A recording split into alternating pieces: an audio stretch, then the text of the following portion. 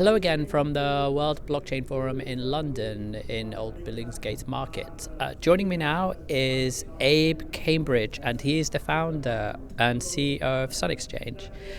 Abe has a vision for how creating blockchain-based money or crypto is on silicon chips powered by electricity, and then using that money to finance silicon chips in solar cells that produce electricity. Creates a positive feedback loop, resulting in a solid state passive economy of abundance, which completely decentralized ownership, finally ending the era of reliance on harmful fossil fuels and ushering in the new true silicon age. Unlike most startups combining blockchain and renewable energy, Sun Exchange is a well-established operational business and has already funded 6 fully operational solar projects in South Africa, including 2 wildlife rescue and protection parks, a school, and an environmental NGO. Other recent Sun Exchange developments include a partnership with the UNDP to pilot blockchain-based finance for solar in Moldova, and a partnership with PowerHive that will utilize the crypto economy to deliver electricity for up to 175,000 people in Kenya currently living without power. So thank you for joining us today. Let's begin with your background in solar energy and talk about that at first, and then you could tell us more about Sun Exchange and why it was set up. Yeah, so my master's degree was in the science of climate change at UEA back in 2007. And I did my dissertation looking at solutions to climate change. Everything points to energy at the end of the day. Climate change is very real. It's the biggest crisis facing humanity. How to actually prevent these catastrophes from happening, and solar energy was obviously the solution to this. So I did a feasibility study to solar power a hospital in Norfolk, and at the time, 2007, 2008, the conclusion of my dissertation was this is really nearly possible. Not quite, but very nearly. And when you look at the cost trajectory of solar cells over time, it was getting to the point where it was almost a viable industry. So I finished my dissertation early, submitted it, and went and set up a solar installation company in Cornwall, where I'm from. And over the next few years, lo and behold, the solar industry exploded. We installed multiple megawatts of solar projects around the UK, but it was all very subsidy driven at that time. And then when the Condem government came in, they illegally retrospectively changed the subsidy programme for solar in Britain, and the solar market collapsed. And that was just a testament to the fact that it was an artificial market. It was being artificially stimulated by subsidy. The subsidy did a very good thing. It allowed the industry to exist. It couldn't have existed without the subsidy. But ultimately, I looked out the window and decided, let's go to a country where there is lots of sun, because surely that's where solar panels should be. So I relocated myself to South Africa, where there's not just a huge amount of sunlight, but a huge demand for energy, because the utility companies in most emerging markets, like in most of the utilities in Africa, are cash-strapped. They can't afford to maintain and build their grids. They're mainly coal-powered, so the embedded fossil fuels in each kilowatt-hour of electricity in South Africa is considerably higher than that of Britain. We're talking double the carbon content per kilowatt-hour. And because a solar panel in South Africa produces twice as much electricity than it would do in England, you actually get 4 times the carbon saving by putting a solar panel in South Africa rather than the UK. So it seemed to me the way you can advance the solar sector in emerging markets is to enable anybody in the world to locate a solar panel they own in other countries where there is sunshine. So rather than this old school view that to own a solar panel you have it on the roof of your own home, that's like thinking that you can only make a phone call with 2 cups and a piece of string. You don't need to have the solar panel on the roof of your own home. It just needs to be somewhere where it's working optimally. Now the solution, the missing piece of the jigsaw, was how do you get money transferred from where the solar panel is powering things like schools and factories and hospitals, and get that value transferred back to the owner of that solar panel in microscopic amounts and people all around the world. Now, in 2014, this is when I started formulating Sun Exchange. It was obvious to me that Bitcoin was that system. A financial layer, a completely transnational, global, universal financial system that enabled us to transfer microscopic payments from a owner's solar panel located in South Africa back to the owner wherever they are in the world. So I launched the concept on Indiegogo back in 2015. We hit 150% of our funding target in 25 days, and then went and built a prototype platform called the sunexchange.com. On that platform, we financed the world's first cryptocurrency-funded solar plant, which is solar powering a school. And from that, we raised some angel investment and built a better platform and did more solar projects, and then got more investment and built an even better platform, and that's where we are today. So we've now got 8,500 registered users using the Sun Exchange. We've got 6 solar power plants operating, with a 7th just about to go live, which we encourage you to all go and check out. And we're also doing an ICO, so we're creating our own token called SunX, which enables people to get better access to the platform, get higher rental payments, and also priority access to projects. And that's brought you up to speed. How can companies such as Sun Exchange help benefit other business that want to do what you do? Sorry, can you repeat the question? Sure. It's just how can companies that such as yours that are in the same sector who want to in the startup phase or perhaps even preliminary stage, how can blockchain, as it were, help in terms of their overall business? Well, I guess overall, but blockchain is a tool. It's a system. If you've got a good business and you're good at running business, then you're going to be successful. Just because blockchain's part of it doesn't mean you're going to have a successful business. I mean, you've got to choose the right type of blockchain and the right appropriate technology for what you're actually looking to try and do.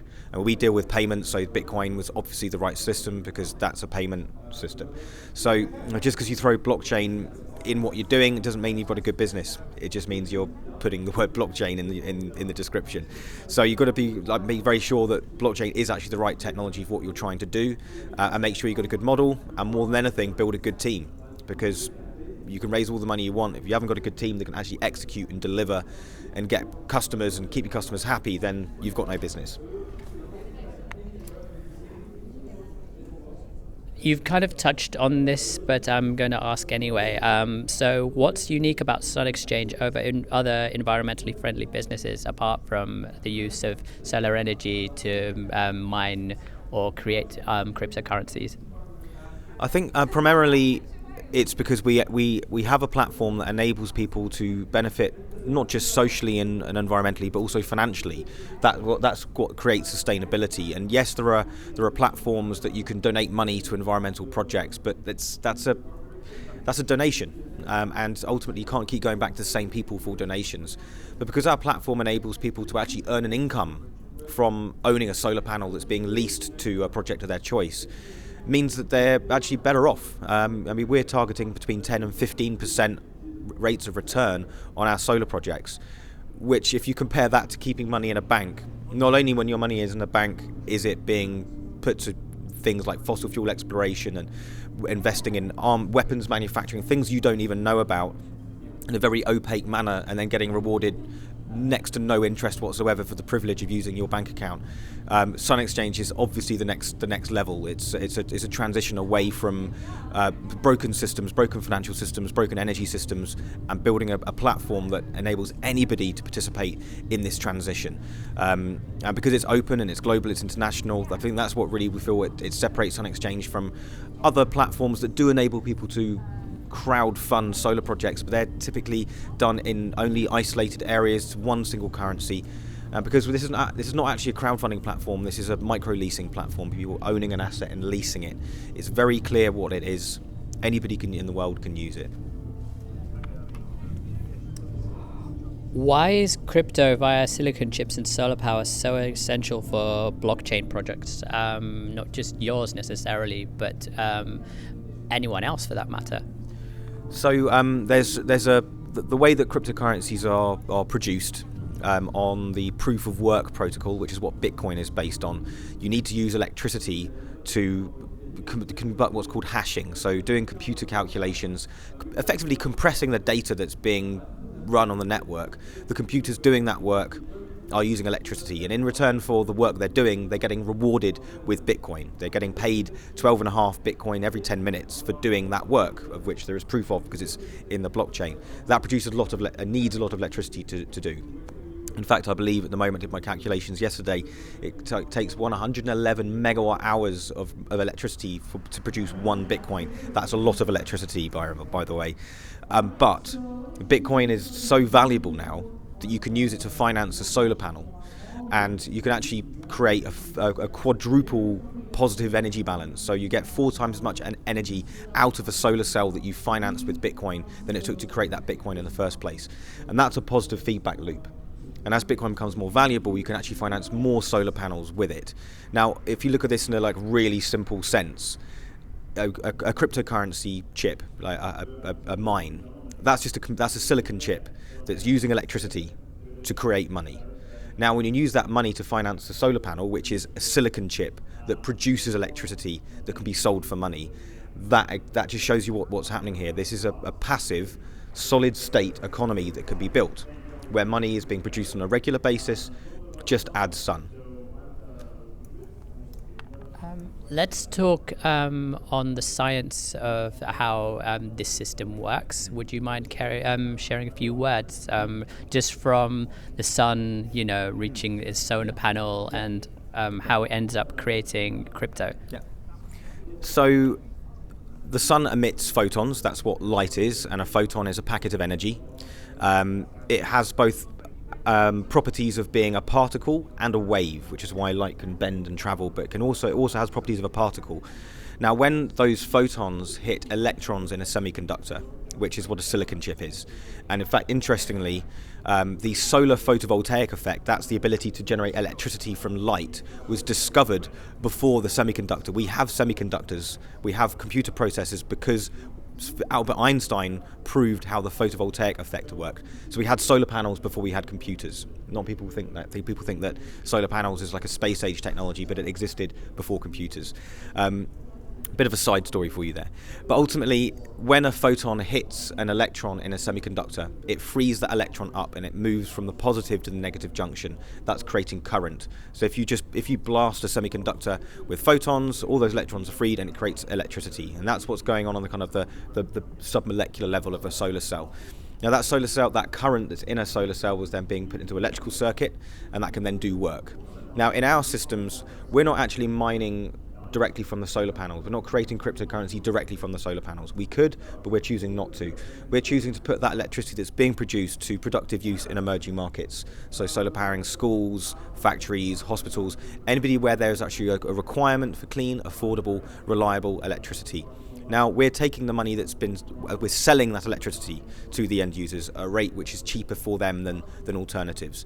And we're going through a cryptocurrency exchange to convert that money that's been produced from solar electricity into cryptocurrency. So we're buying cryptocurrency with the money used from selling electricity. And that's really how we're converting sunlight into crypto, because that's the process that we're going through. Now we could theoretically directly power mining hardware from solar panels, and with a project in the pipeline that will be doing that. However, the social impact of that is not so great. We think that having the ability to power factories and communities with solar energy creates more of a social benefit, and ultimately we're still supporting the cryptocurrency industry because we're using the system that's been built.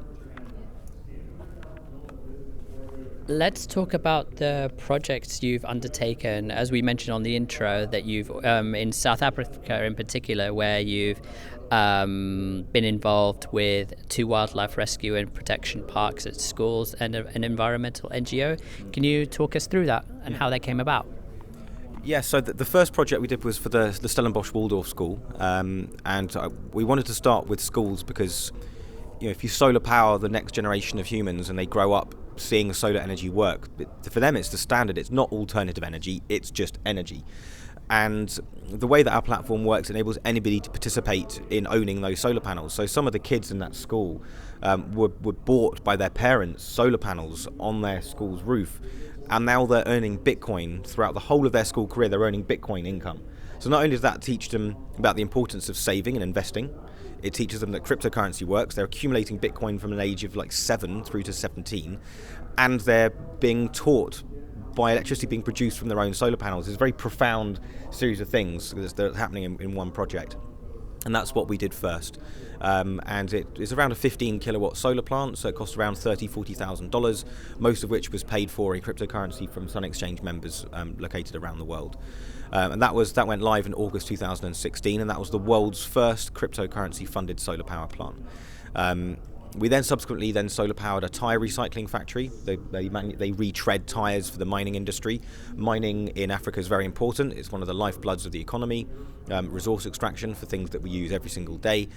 So without cheap, affordable and clean energy in that supply chain of mining could be a very, very dirty business. So it's very important that we solar power all parts of supply chains in heavy industry, and that's why we did that as a second project. The third project was from an animal hospital called Crow. They bring in wildlife that have been hurt through human activities, such as being run over or being shot, or basically just being abused by kids in the street. They rehabilitate and then re-release animals back into the wild. The fourth project we did was for an elephant park. So any elephants that have been orphaned through poaching, they're taken to this park and they're introduced into a herd. And then once they've formed a herd, they are then also released back into the wild. So this is very important projects for African wildlife and sustainability in general that our customers really resonate with, and that's why we did that project. The fifth project we did was for South South North. They're a climate change mitigation agency. They're called South South North because they interoperate between climate change units across the southern hemisphere, like emerging markets. They connect governments of emerging markets so they're not getting screwed by the north when we're doing our climate change mitigation. So I mean, Britain basically we're reducing its carbon emissions, but only because they're putting all the dirty activities into emerging markets. So it's important that to have a really tied up movement towards a decarbonised future, that the governments are actually collaborating and working together to make sure that we're not just moving one problem, putting it somewhere else. That's what they do, so that's why we solar powered them. The most recent project we've just done was for Nyroplastics, and they manufacture plastic bottles from recycled plastics. Now that really stretched our ethics, because it's plastic, and we're all too familiar and too aware with the issues that plastics building up in our ecosystems are actually causing.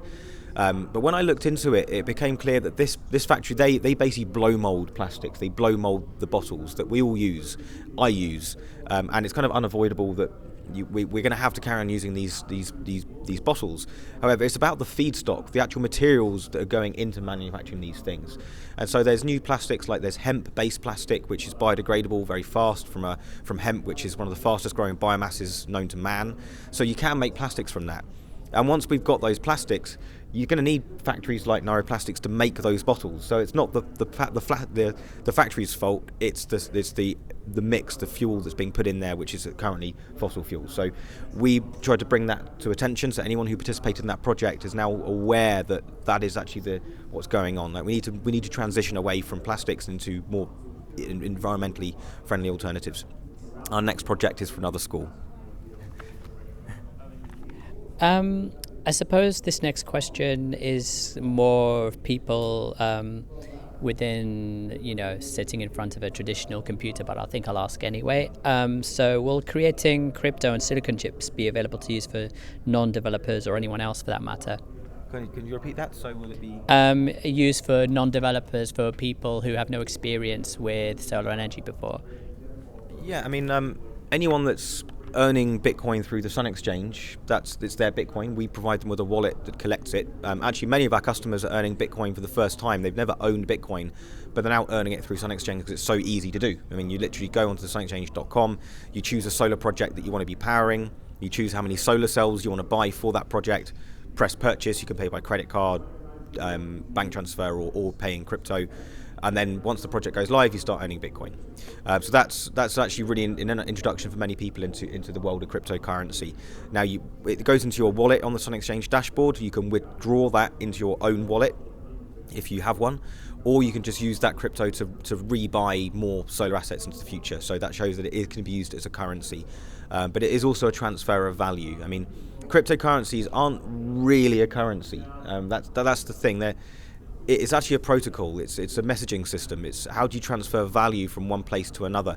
It becomes a currency when you use it to buy things with, and you have an agreement on what that is worth. So I mean, the agreement of how much Bitcoin is worth is in constant disagreement because the price is very volatile. That can cause issues for using something as a currency. But if you're just sending Bitcoin from one country to another to transfer value from South African rand into the British pound, that transfer takes 10 minutes. And it's a secure transaction. As soon as you receive the Bitcoin at the other end, you can sell it for your local currency again, proving that Bitcoin is a payment system, not necessarily a currency. Do you see solar energy being sustainable and being able to run in years from now? I'm talking the much longer term. Define much longer time. I don't know. Let's give a ballpark figure of something like 50 years from now. Okay. That's not that long a time. I was thinking millions of years ahead. Okay, so no, solar energy systems haven't really evolved very much since they were invented. I mean, it's still a semiconductor. It produces an amount of electricity when sunlight hits it. So, I mean, consider for a moment that for any given surface area on planet Earth, there's only a certain amount of sunlight. You can't increase the amount of sunlight that's being received by a square meter. So that's your limit. That's your hard cap on how much electricity you can get, even if you had a 100% efficient solar panel. And that's probably on Earth something like maybe 2 kilowatts per square meter. That's quite a lot of electricity. Solar panels at the moment are around maximum about 20%. So you're getting 20% of that sunlight converted to electricity. But that's really the thing is that efficiency. So if you even had a 100% efficient solar panel, that's a black hole, isn't it? If light can't escape and you're because all being 100% of the sunlight hitting a given area, then it's a black hole because light can't escape from it. And there's no light being reflected. It's just it will look like a black hole. We don't need that on Earth. We actually don't. It's about cost and efficiency reduction. Efficiency improvements and cost reduction of solar panels. That's where the efficiencies are taking place. Reducing the amount of energy it takes to manufacture a solar panel, increasing the efficiencies of production on making solar panels, and that happens when you do things at scale. And the solar industry is now scaling. Solar panel prices are a fraction of what they were 10 years ago. When I first had started in the solar industry in 2008, a solar panel cost around $2.50 per watt. And now we're at like 30 cents a watt in 10 years. That is exponential decrease in price. But in the same time, the efficiency of those solar panels have improved probably 2 or 3%. So that kind of shows you actually the differences here between when we talk about efficiency of solar, we're talking about the industry's efficiency, not the actual underlying technology. There are solar panels that have been invented that can convert 43% of the sunlight to electricity. It's made by a company called Spectrolab, which is part of Boeing, and those solar panels are reserved for using in space. Because obviously moving things up into space costs a lot of money. Area and weight are extremely costly, so therefore you want the most efficient solar panel you can get to reduce the amount of payload being carried up into space. But we don't need that on Earth. Where do you think we are right now with regards to the blockchain space in terms of technology? Do you think we're still at the ground floor? Yeah, we're probably... The ground floor button has been pressed and the lift's starting to move up. The doors have closed because this thing is moving. It's started. It's still early days. Obviously, a lot of people don't know what Bitcoin is for. There's still a lot of confusion around what actually is it. Is it a Ponzi scheme? Is it a pyramid scheme? Is it a speculative investment? Is it gold? Is it digital gold? But no, it's a protocol. It's an information system. It's a transaction system. It can record data. It can be used to transfer value. It takes people to actually realize what it is and use it. And ultimately, people are going to be using cryptocurrency without knowing it. When banks start using it to transfer remittance and replacing SWIFT, then people are going to be using Bitcoin without even knowing it. I don't think we're too far away from that. Sun Exchange now is already using it and bringing people into the sector that would never have previously considered investing into Bitcoin, but now they're earning it as a result of solar powering Africa. And those people are now becoming, they're now using it. You know, they've had their. It's very easy to understand what Sun Exchange is. It's accessible. It's not scary. It's not this weird techno thing. It's just leasing solar panels and earning Bitcoin. So the more businesses like us that exist and actually utilize this technology for what it was built for, the more people who are not first movers, not first adopters, but more like latecomers and parents and grandparents. I mean, I've got members of Sun Exchange who are friends of mine who are in their 60s, 70s, and now they're earning Bitcoin, and they're doing very well out of it. So that's the thing that's interesting to me, because if you compare that to like the internet and email. Yes, it started with early adopters and techno freaks and nerds. But ultimately, my granddad uses email now. So, it only takes time before everyone is using it, even though it was quite scary to start with. But when things get easy to use and it's obvious why it's better, then the market grows and the sector will grow.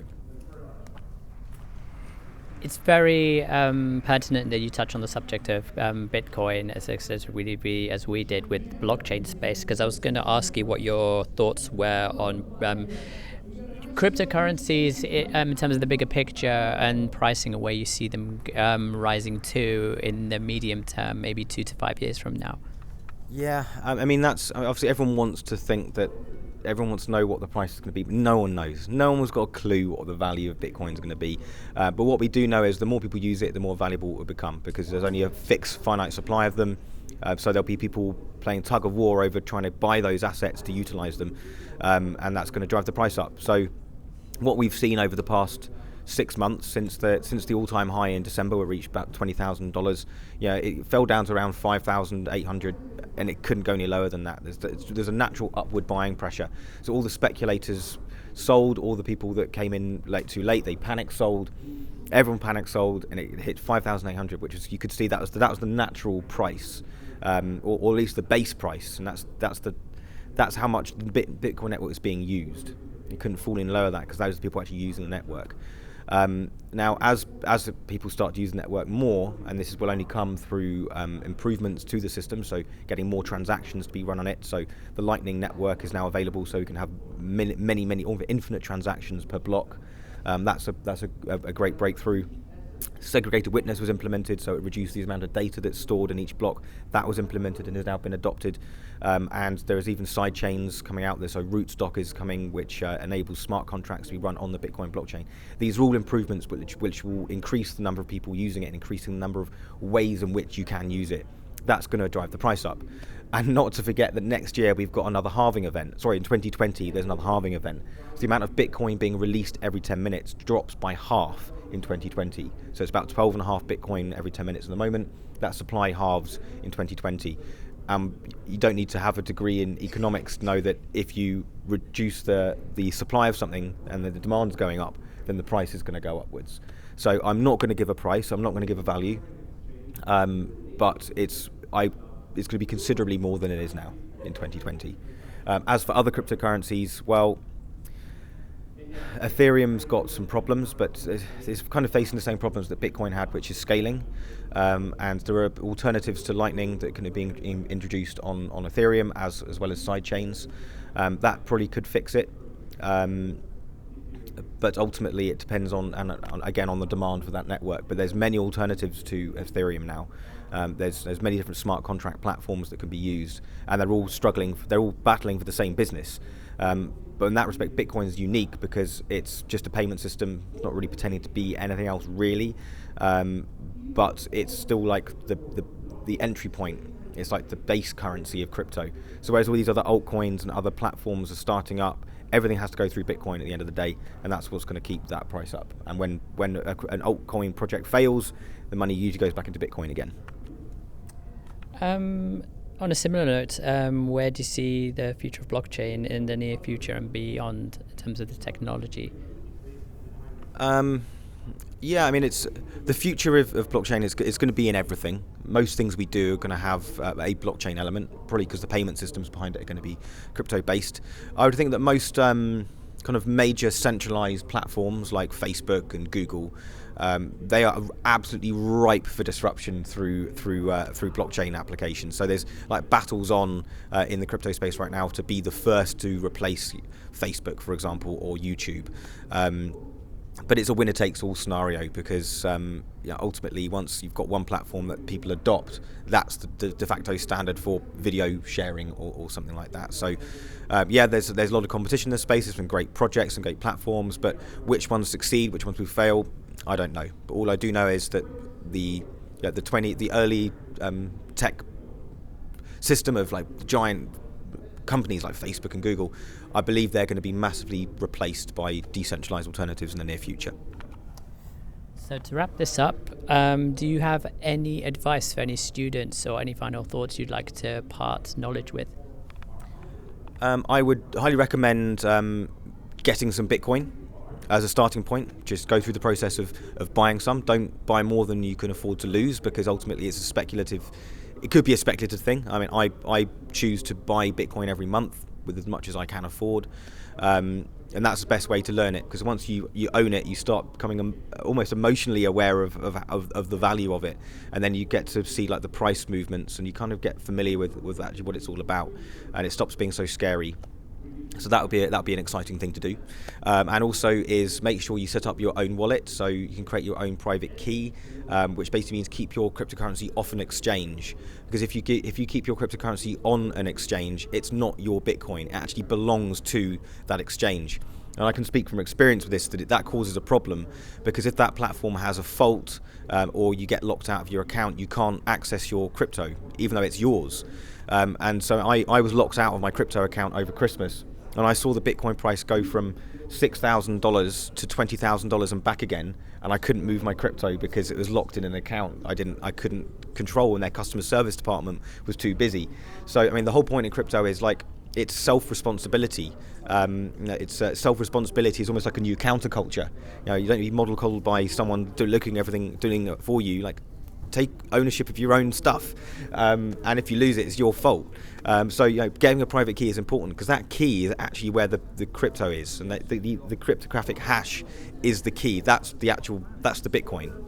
There's no actual Bitcoin somewhere. It's that number. That number took energy to create, and that number is what's actually important. So once you get some Bitcoin, put it into a private wallet, get your private key, print it out, and that printed out number, that's your Bitcoin, and that's when the penny drops. Holy shit, this is pretty advanced technology. Thank you so much for your time. That was a really, really good advice there, and it was just really good and informative for our students. So once again, thank you very much. Thank you. Thank you.